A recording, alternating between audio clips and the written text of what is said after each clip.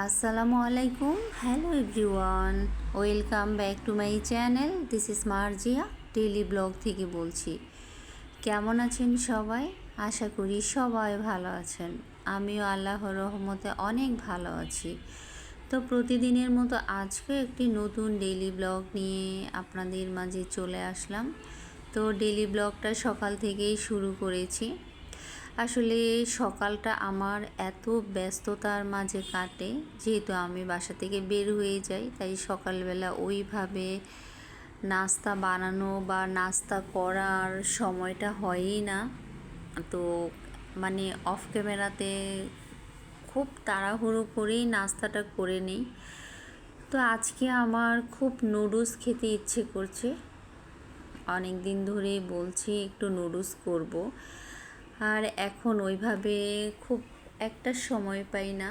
তারপরও যেতটুকু সময় পাই চেষ্টা করি অতটুকু সময়ের মধ্যেই করতে। তো গরুর মাংস, মুরগির মাংসগুলো আমি আগেই কেটে রেখেছিলাম যাতে করে আমার সমস্যা না হয়। তো এর মধ্যে হচ্ছে ক্যাপসিকাম আর হচ্ছে বরবটি কেটে রেখেছিলাম।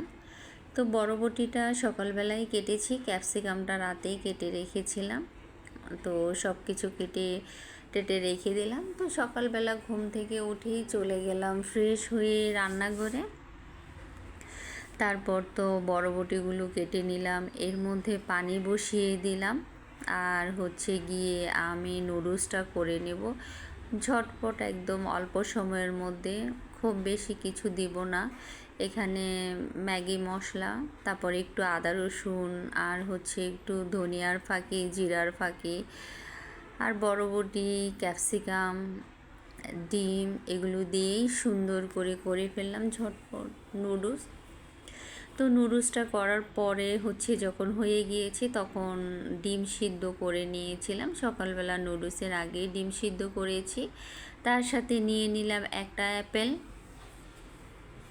তো সকালবেলা হচ্ছে গিয়ে নাস্তা করে বের হয়ে গেলাম। আর আলহামদুলিল্লাহ আজকে রহমতের বৃষ্টি হয়েছিল। যে গরম পড়েছে, এই গরমে একদম নাজেহাল অবস্থা। আসলে প্রচুর গরম, রোদের যে তাপ, বাহিরে বের হলে অস্থিরতার মধ্যে থাকতে হয়। প্রচণ্ড গরমে মন মেজাজও ভীষণ খারাপ থাকে, একদমই ভালো থাকে না। তো যাই হোক, আল্লাহর রহমত নাজিল হয়েছে, বৃষ্টি হয়েছে আজকে, অনেক বৃষ্টি। তো দাঁড়িয়ে দাঁড়িয়ে বাহিরের বৃষ্টি দেখছিলাম। তারপর হচ্ছে গিয়ে স্টার কাবাবে চলে গিয়েছিলাম, বৃষ্টি শেষ হয়েছিল পরে ওখানে চা খেতে। তো সারাদিন এত ব্যস্ততার মাঝে এখন আর কেন জানি কোনো কিছুই ভালো লাগে না। অবসর সময় পেলে ইচ্ছে করে যে একদম ঘুমিয়ে থাকি। আর এই গরমে না ভয়েস দিতে এত পরিমাণ কষ্ট হয়, মানে ফ্যান থাকে অফ, যখন ফ্যান অফ থাকে সেই সময়টা ভয়েসটা দেওয়া খুবই কষ্টকর। আর এর মধ্যে আরেকটা সমস্যা, আমি এখন ভয়েস দিতে গেলে যেন আমি কোনো কিছুই খুঁজে পাই না। আমি কি ভয়েস দেব, অস্থিরতার মধ্যে থাকি। এখন ভয়েসটা দেওয়া একদম সবচেয়ে বড় ধরনের সমস্যা।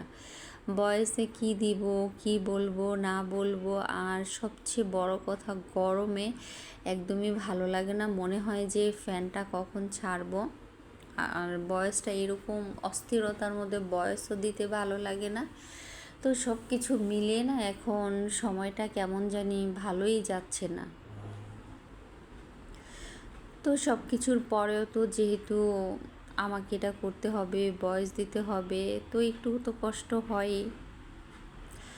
আর সবচেয়ে বড় কথা হচ্ছে মানুষের সময়ের সাথে সাথে মানুষের ব্যস্ততাও প্রচুর বেড়ে যায়। মানুষ একটা সময়ে এত পরিমাণ ফ্রি থাকে, তার হাতে অফুরন্ত সময় থাকে, সব কিছু খুব সুন্দর করে সাজিয়ে গুছিয়ে পরিপাটি করে প্রেজেন্ট করতে পারে। কিন্তু যখন কারো হাতের সময় থাকে না, সেই সময়টা আর খুব সুন্দর করে পরিপাটি করে প্রেজেন্ট করার মতো সময় থাকে না। তো যাই হোক, আমারও সেম অবস্থা।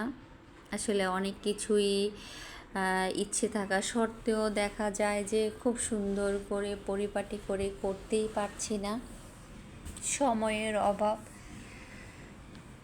তো সময় এমন একটা জিনিস যে কখন ব্যস্ততা মানুষের চলে আসে কেউ বলতেই পারে না। এত ব্যস্ততার মাঝে মাঝে মাঝে ফ্রি সময়গুলোকে খুব মিস করি, কারণ যে সময়গুলো চলে যায় সেই সময়গুলো আর কখনো ফিরে আসে না। তাই চিন্তা করি খুব ভালো সময়গুলো ভালোভাবে কাটানোটাই উত্তম, কারণ যে সময়গুলো চলে যায় সেই সময়গুলো আসে না ফিরে। তাই সময়গুলো থাকতেই সময়গুলোকে কাজে লাগানো উত্তম। তো এই যে বাইরে বৃষ্টি হচ্ছিল, গ্লাসের জন্য তো তেমন কিছু দেখাই যাচ্ছে না। তো এই বৃষ্টির মধ্যে প্রচুর দুধ চা খেতে ইচ্ছে করছিল, গরম গরম ভাজা পোড়া খাবার। তারপরে হচ্ছে, আর আমার তো এমনিতেই একটু খাবারের প্রতি নেশা বেশি, খাবার টাবার দেখলে আমি আবার ঠিক থাকতে পারি না। তো এই বৃষ্টির মধ্যে একদম গরম গরম চা, তারপরে রুটি, তারপরে হচ্ছে পেঁয়াজি বেগুনি, তারপরে হচ্ছে গিয়ে পুরি। তো এগুলো তো খেয়ে নিলাম। তো এগুলো খাওয়া দাওয়ার পরে বৃষ্টি সারার পরেই চলে গেলাম স্টার কাবাবে। তো ওখানে আবারও চা খেয়ে নিলাম। বৃষ্টির দিন মনে হয় চাটা বৃষ্টির জন্যই পারফেক্ট, এত পরিমাণ ভালো লাগে ওই সময়টা খেতে, খুবই চমৎকার লাগে। তো খাওয়া দাওয়া শেষ করার পর সব কিছু আমার বাসায় ফেরার সময় হয়ে গিয়েছে। তো আমি যেহেতু বাসায় ফিরতে ফিরতে আমার বিকেল হয়ে যায়, অলরেডি বাসার সবাই খাওয়া দাওয়া শেষ, শুধু মানে খাওয়ার পরে যা থাকে আর কি, আমি একাই ছিলাম খাওয়া দাওয়ায়। আর আমাদের বাসার সবার খাওয়া দাওয়া শেষ হয়ে গিয়েছে। তো যাই হোক, আজকে রান্না করেছিল গরুর মাংস, তারপরে হচ্ছে ডাল দিয়ে এটাকে কি বলে, লাউ রান্না করেছিল, আর হচ্ছে গিয়ে শাক রান্না করেছিল, কচু শাক। তো কচু শাক তো সবার খাওয়া টাওয়া শেষ, বাট আমি যতটুকু কচু শাক খাবো অতটুকুই কচু শাক ছিল।